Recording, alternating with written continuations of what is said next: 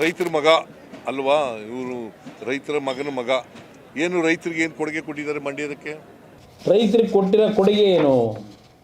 ರೈತರಿಗೆ ಎಚ್ಚರಿಕೆ ಕೊಡುಗೆ ಏನು? ರಾಜ್ಯಕ್ಕೆ ಅನ್ಯಾಯವಾದರೂ ಧ್ವನಿ ಎತ್ತಿಲ್ಲ.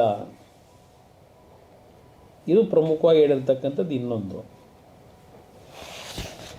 ನಾನು ಸಿದ್ದರಾಮಯ್ಯರಿಗೆ ಕೇಳ್ತೀನಿ, ನೀವೇನಪ್ಪ ಕೊಟ್ಟಿದ್ದೀರಿ ರೈತರಿಗೆ ಕೊಡುಗೆ?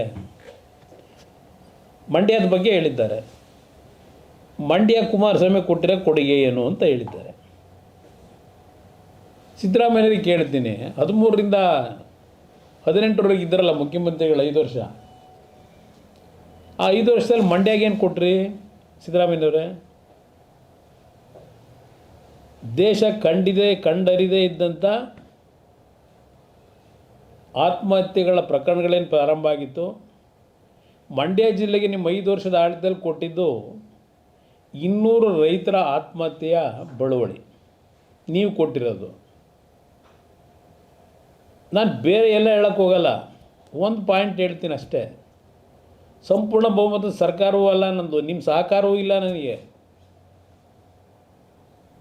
ಮಂಡ್ಯ ಜಿಲ್ಲೆ 900 ಕೋಟಿ ರೈತರ ಸಾಲ ಮನ್ನಾ ಮಾಡಿದ್ದೀನಲ್ಲ, ಅದಕ್ಕಿಂತಲೂ ರೈತರಿಗೆ ಇನ್ನೇನು ಉಡುಗೊರೆ ಕೊಡಬೇಕು ನಾನು? ರೈತರ ಮಗ ಅಲ್ವಾ ಇವರು, ರೈತರ ಮಗನ ಮಗ.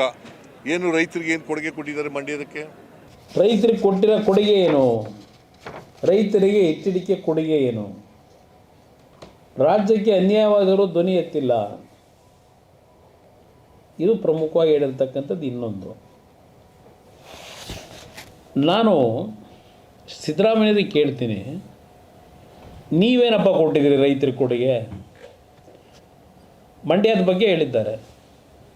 ಮಂಡ್ಯ ಕುಮಾರಸ್ವಾಮಿ ಕೊಟ್ಟಿರೋ ಕೊಡುಗೆ ಏನು ಅಂತ ಹೇಳಿದ್ದಾರೆ. ಸಿದ್ದರಾಮಯ್ಯರಿಗೆ ಕೇಳ್ತೀನಿ, 13ರಿಂದ 18ರವರೆಗೆ ಇದ್ದಾರಲ್ಲ ಮುಖ್ಯಮಂತ್ರಿಗಳು 5 ವರ್ಷ, ಆ 5 ವರ್ಷದಲ್ಲಿ ಮಂಡ್ಯಗೆ ಏನು ಕೊಟ್ರಿ ಸಿದ್ದರಾಮಯ್ಯನವರೇ? ದೇಶ ಕಂಡರಿದೇ ಇದ್ದಂಥ